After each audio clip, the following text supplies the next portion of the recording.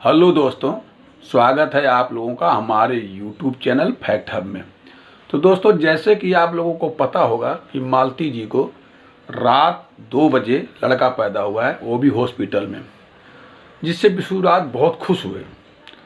तो दोस्तों, आज विशुराज मालती चौहान को अपने बच्चे को लेकर घर आए हैं। उनको हॉस्पिटल से डिस्चार्ज मिल गया।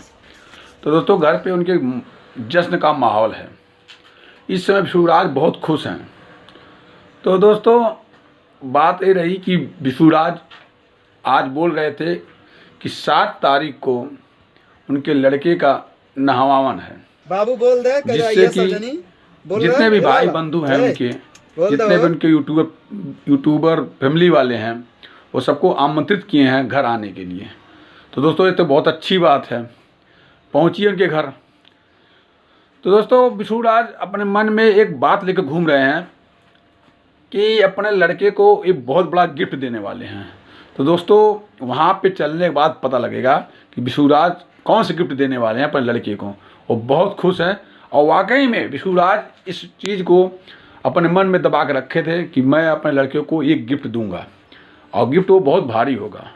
तो दोस्तों, अब चलते हैं उनके घर, देखते हैं विशुराज कितने खुश हैं और अपने बच्चे को कौन से गिफ्ट देने वाले हैं। तो दोस्तों, चलिए हम भी चलते हैं। नमस्कार।